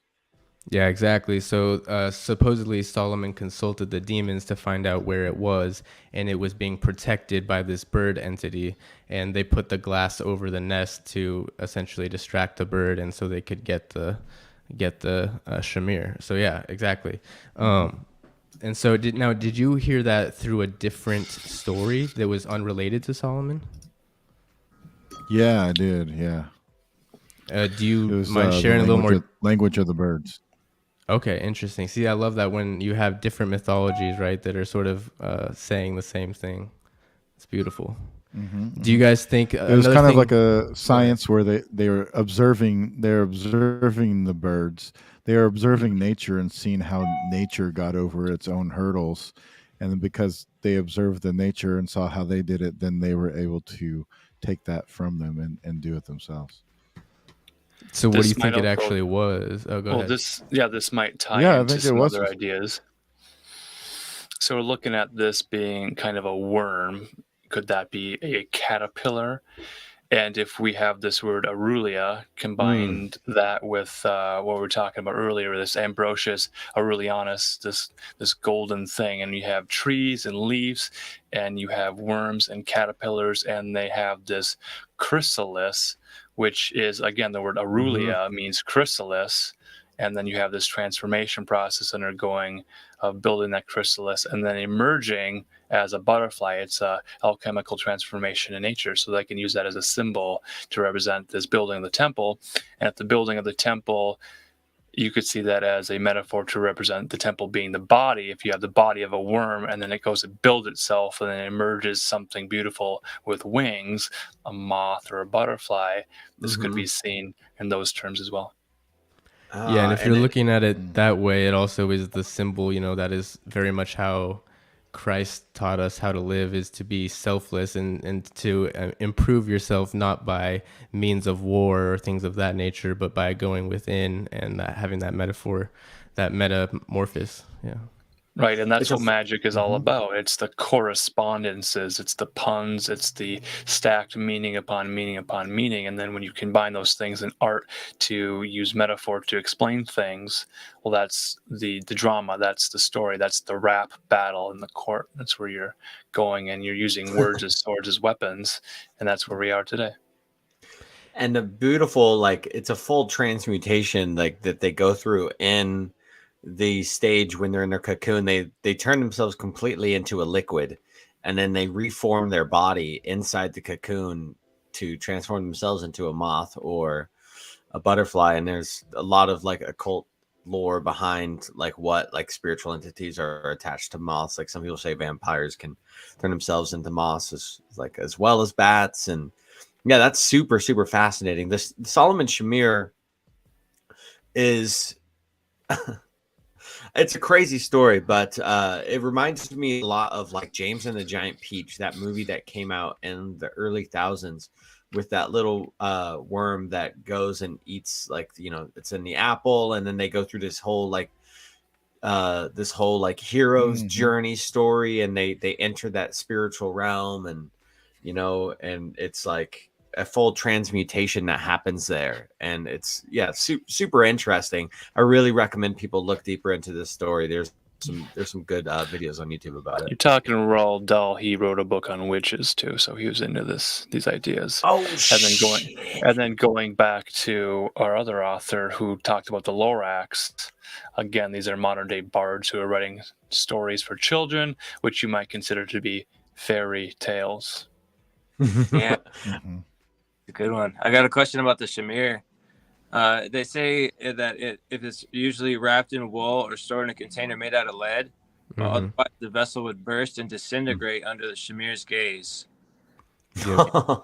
And again, these are very specific like material details, right? Which is what makes me think I think there is some like stories and metaphors that we can derive from it, but it also seems like there is some physical aspect to this, right? And I don't think it's too crazy to believe that there is a creature or even a device. It was sometimes referred to as a device as well, or like a stone, but that could essentially laser cut or maybe with sound or even eating. Maybe it just eats off of certain materials, and that's Sounds why it like had a to be stored termite. in lead.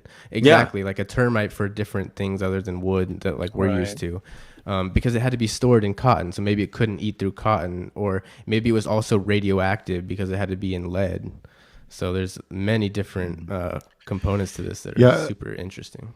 I believe there was a native. It was a Native American, I think, or it could have been South American, where they said that the bird would dream them. The bird would bring this like caterpillar or worm thing to them, and that's how they were able to smooth the edges of the stone. Um, and so there's other sources besides just Solomon of this like shamir type object or creature, whatever it is. So it's really interesting, and yeah, I think it's true because if you look at a lot of animals in nature, they can do all kinds of weird, crazy shit. Like lizards can grow their tails back. Octopus can fucking camouflage themselves. Chameleons.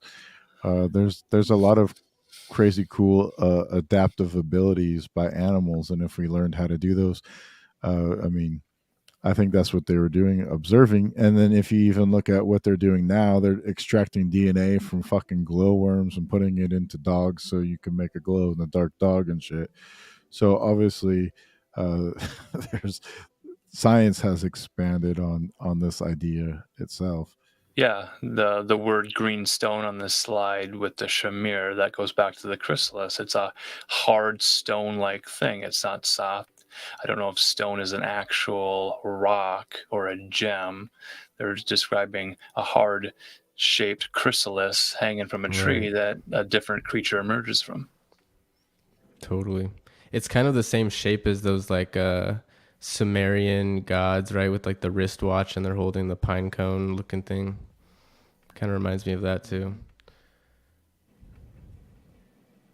But yeah, there's, I mean, and I think Symbolic Studies is saying he thinks it's metaphor, and maybe it is, but I would be curious to if he has any, because there are so many examples of this, right, where we see these crazy megalithic structures that seem to have very intense details. So yeah, I wonder, like, if it wasn't the Shamir worm, I wonder what it was, right? Anyways, what do you guys have any thoughts on that? Yeah. Well, it could just be like the modern day equivalent of the explain it to me like I'm a 5-year-old kid. Well, we have this process, but you're not an engineer, so I'm going to describe it to you in simple language. We have this little thing. It's a green stone. It comes out of its stone and it emerges and it eats away at it. Well, that's like the removing, the chipping away of creating a sculpture. You have a cube, and then you have to chip away at it to reveal what's inside of it as the sculptor and the architect and engineer. It's all this poetic, symbolic, mythological, metaphorical, allegorical language. That's what the magician does. He imagineers the idea in your mind, presents it to you, and now it's possible because you can believe it and you can achieve it. Yeah, it is usually a combination of both, right? There's like this foundational idea that then gets spread out into like a beautiful picture of the original simple idea. Yeah, I think it's interesting. They said that by the end of the destruction of the first temple, had lost its potency, or they said it had been lost, and so it would be like along with the dripping honeycomb it mentions. So I feel like they might use that liquid that they create to do something and be able to. Interesting. But it doesn't. It somehow lost its power and the honeycomb stopped dripping after a certain time, I guess. Very interesting. But it's fascinating that it was a gift from Asmodeus. So it might be that it was from the demon realm, and it didn't last so long here. Just after a while, just couldn't hack it. Interesting. Yeah, that is a fascinating point. Some kind of chemical polishing agent to polish your brass vessel to store a genie or a demon inside of. Well, when you're drilling rock too, I mean, like when you're using an actual drill, it's a lot easier when you get the stone wet or you put an oil or a fat on the rock. It helps the drill penetrate the substance easier. So it's not that far off to believe. Yeah, KY jelly. Yeah, exactly. Anything you want it to be. Friction. Yeah. Yes. Beautiful. Well, let's see here. We're heading into the hour 2, and we're going to cap it at 2 hours today, as we've been trying to do for the slow burns. Does anyone have any fun stuff they want to close out with today? Yeah, you guys were talking about Crowley earlier. I got some stuff on chaos magic and some demons. Oh goodness! Unleash it upon us.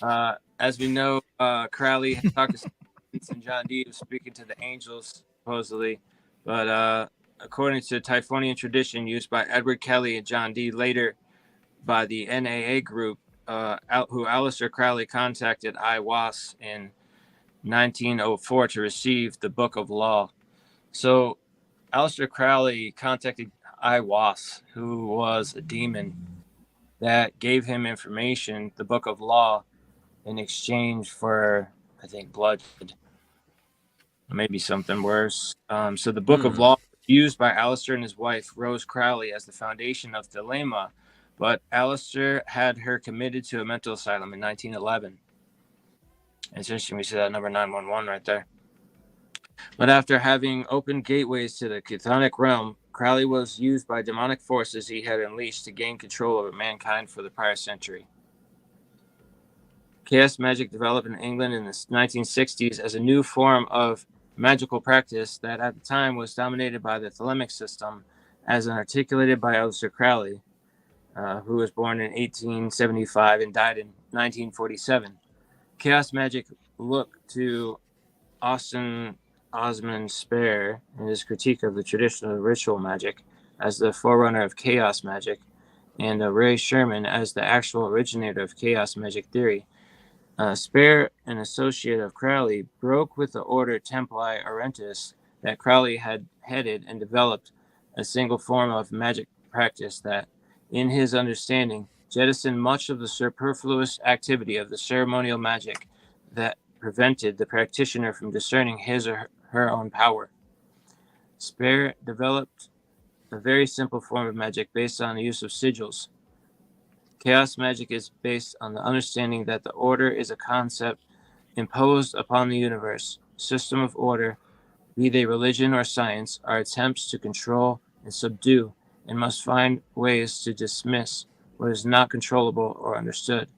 Chaos magicians, drawing upon Eastern philosophical notions, posit the idea that the universe is one vast, ever-changing whole transcending all categories and concepts. It can be intuited but not defined.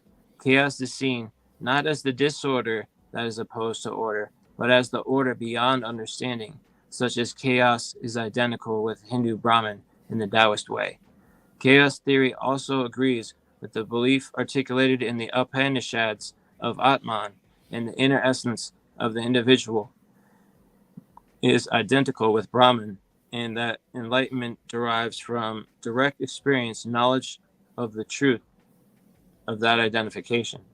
Chaos magicians do not believe in gods or demons who have objective existence and consider the source of magic power to be found with the subconscious of the practitioner. Thus, basic exercises for the chaos magician attempt to place the magician in touch with his or her inner self rather than any outside power or entity. Ritual is used, but is considered drama that arouses the subconscious to a fever pitch prior to discharge of the power. Rituals should be designated by the magician using images that are most provocative. Such images are rarely found in traditional mythology, rather, they are more likely to come from popular culture. Chaos magicians began to associate informally in the 1960s in what was described as the Circle of Chaos, a more formal organization, and the initiatives of Thanateros was created in 1977. Early experiments in rituals were produced by Ray Sherwin and published in his book of results in The Theater of Magic. But these were followed in the later 1980s by more popular work of Peter J. Carroll, whose Nibber Null contains the rituals of the IoT. And Carroll also put together a training manual covering the theory and practice of chaos magic psychonaut. That gets us right up to the modern age, the Liber Nas and those types of books.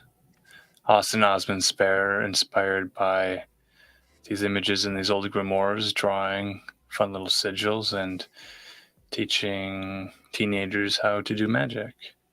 And then inspiring comic books like The Invisibles, Grant Morrison, and then you have all of that. Yeah.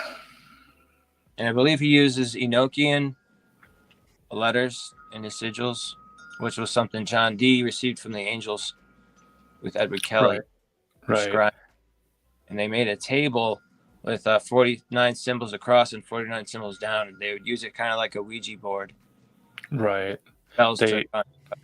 They would use those as ciphers to send hidden message to each other, and that connects to cryptograms and cryptography, and we are probably using cryptography right now to send our HTTPS messages to each other. That's deep. Was Jesus a wizard? Yeah, he's been shown with a magic wand along with Moses, both being shown with magic wand. Moses being shown with horns, though.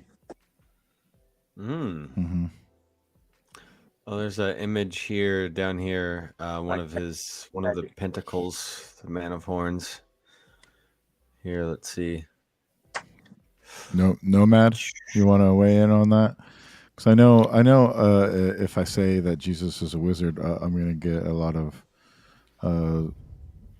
backlash as saying that he wasn't into the dark arts. He received his gifts from God, and they were natural. But walking on water, feeding a whole village with one fish, are those metaphors also, or is that magic? I personally believe Jesus is the example of God, how God intended for us to live. I believe he is the example of God's perfect will. I think there's God's perfect will and permissible will. So for me, I would say, yes, Jesus is a wizard. He's the grand wizard. He is the representation of God. But that's my opinion. Amen. So mote it be. Fair enough. Oh, go ahead, sir. Sometimes it's interesting when you see magic trick, you almost don't really want to know how it was done just because it was so amazing in the act. And so sometimes when people try to explain these miracles away, they seem to find answers that might really have game of telephone down into what we know them as today that had a rational understanding. But sometimes when you have that wonder and you really can't even understand how these miraculous things happened, it's even more, exciting because nobody knows the answer to it yet, and it's just so astounding. Yeah. But when you find the answer, you should always keep open mind because these old tales, like we've interpreted them through so many languages already.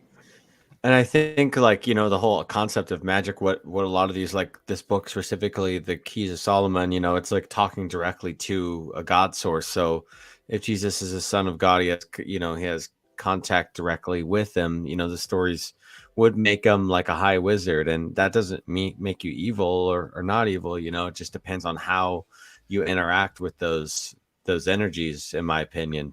So, like he's doing the things for good in the name of like trying to optimize magic potential within us all, and trying to be a shepherd on society, which is really awesome. I thought it was interesting that we were talking about horns, and this is one of the 7 pentacles of the sun, and in this figure this is actually the first pentacle of the sun, the countenance of Shaddai the Almighty, at whose aspects all creatures obey, and the angelic spirits do reverence on bended knees.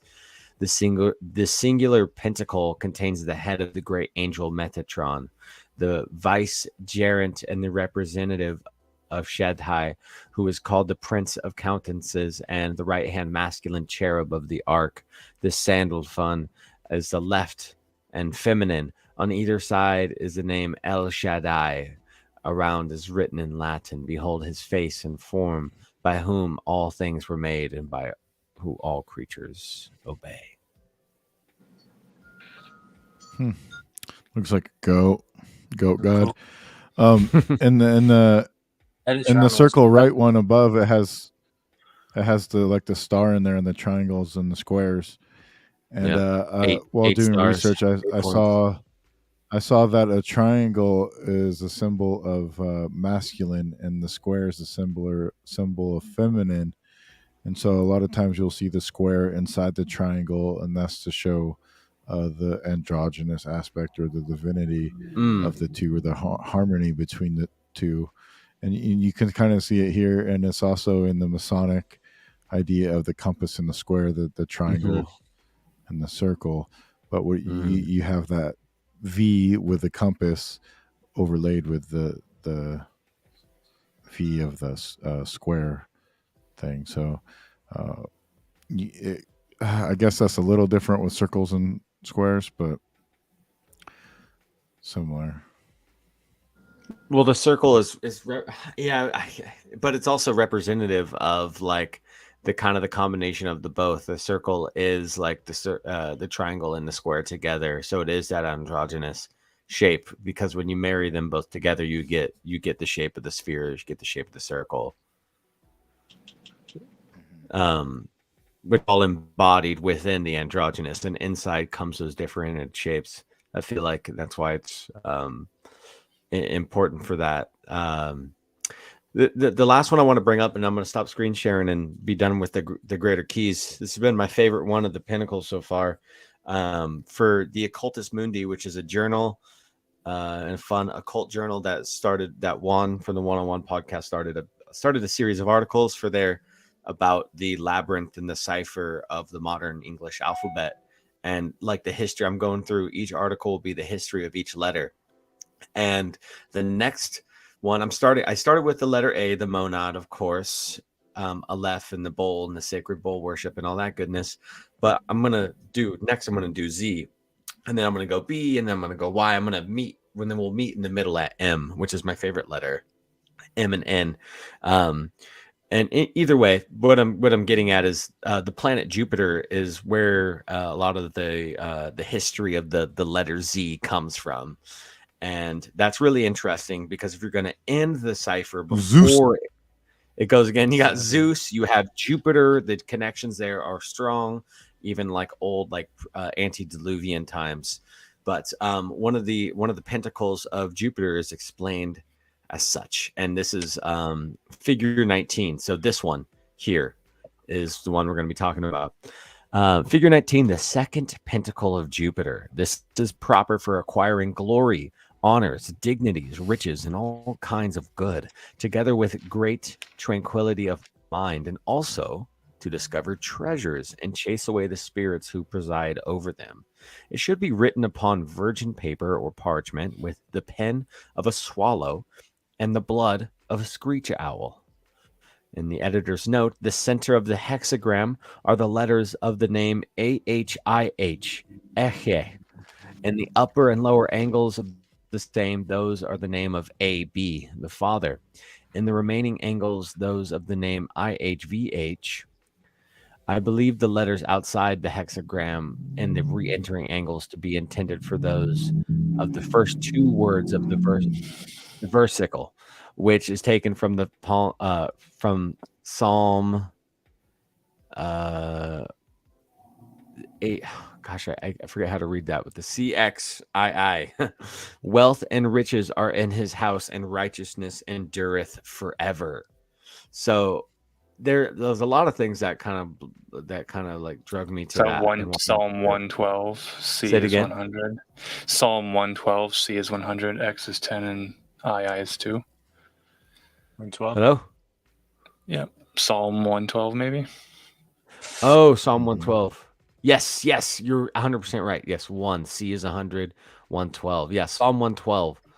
But the blood of the screech owl, and you have a lot of this like association with the owl, and using owl blood is really significant for ritualistic magic and acquiring for wealth. And a lot of the symbolism, the animal symbolism behind the owl is associated with jewels and treasures and knowledge and gnosis. So I think it's interesting that you have Owlifornia and Bohemian Grove, which their worship is the owl. And within Masonry and Rosicrucianism, King Solomon is really high up there with one of the people that they respect. I mean, Solomonic magic is literally riddled throughout. Like I said earlier, like within the Pope, the papal coat of arms, like it is the seal of Solomon. So the owl blood was interesting, and man, there's just so much in that book. Like I hope that everybody gets it and reads it, and we can all talk about it again, because this shit has just blown my mind. One last thing for me, and that's in like my research lately of the tribe of Dan and stuff, and that connects into the Tuatha De Dan. It was said that there was a group of them called the Hushim, and then another group called the Shuham. And it seemed like they're using it almost like him and her, or his and hers. I thought it was interesting because if you put Hus and Shua two together, what does it sound like? Who's Shua? Oh, Yeshua. Yeshua. Yeah, there we Sounds go. like Joshua. Nice. Yeshua. I'm not wearing any shoes. I'm barefoot. Yeshua. We're on holy ground tonight. As well. So is Robin. No Actually, shit. wait. I'm not. Because check it out. I'm wearing my bear slippers. Wearing his bare feet. He's got his bare feet on. He still has bare feet on though. He's barefooted. Alrighty. Well, this has been epic, dude. You guys are. Oh, sorry, Andy. Didn't mean to interrupt you, brother. I got a quick thing. I'm doing a little druidic magic spell. We got some Hit it time up. for a quick thing. Cool. All right. So they use stones, as we mentioned earlier, for druidic magic, and they put themselves in a circle of stones to demarcate and protect their sacred space for spell casting. Now, as the stones are used in ritual practice, they become enchanted, and sometimes they directly enchant them, which is encouraged. But the stones all represent a different station in the wheel of life, and each of them has a deity, color, emblem, seasonal calendar day associated with each stone. So the stones must be washed in fresh running water and then placed in the sun for at least an hour after they're washed. Next, you mark the stone with the emblem of the station, dedicating and enchanting the stone to its station in a grove ritual, in the Druidic grove. So the sphere of protection, a fundamental part of any Druidic spell, is to do three things. You want to have an opening, middle, and closing part to your spell. The first one is the elemental cross, which brings into balance at the center of the world, the practitioner. The second is the calling of the elements, which invokes the elements, being earth, water, fire, and air, as well as spirit below, above, and in. And then we have a closing one, which is the circulation of light. The golden sphere of protection is visualized as spinning around the practitioner, and once it becomes an infinite speed, the druid will be left in perfect meditative stillness and completion, and their intentions will be turned into a reality. So when they create the elemental cross in the first part of the spell, they'll be using gesture, voice, imagination, and intention, and then they're deliberately moving energies to make those intentions materialize, crystallize. Yeah. Uh, Wait, go ahead, Dan. and sorry, and looking at this right here, it seems as though these are almost like the schematics again. I'm seeing like schematics here, and when we were talking earlier about the keys of Solomon, you have the demonic and the angel. So you have the angel class and the demonic class, and that gives you AC/DC, your alternating current and direct current. Whoa. Nice. That's actually a great point. Yeah, the negative and positive sort of working together to Yeah. create something. Yeah, those symbols of the Lesser Solomon symbols remind me of these symbols in a movie called Tinker, where they're trying to figure out these electrical currents to create Tesla energy that's going to be on a loop and then boost. What's the name of the movie? Called Tinker. And it's actually fascinating. They're creating this energy so that the plants will grow like 10 times faster because the soil has been so depleted and stuff. It takes place like present day, near future. Wow. Cool movie, dude. I'm going to have to watch that one. I like that. Yeah, I think you love it. It's really cool. The little symbols Nice, man. look like the sigils, kind of. I think that's it too. I mean, like, we don't have time to get into the Tesla situation and stuff, but I think you're right. There's a lot of electrical incantations, like gosh, it's so deep. I can't even really get into it. We're going to have to touch up on that because I personally have to get to work, unfortunately. Today's one of our final days of of harvest and trim, but if you guys want to keep going, you're more I can gladly keep the stream up. But I gotta get going too. So much to tie this has been great. I gotta go too.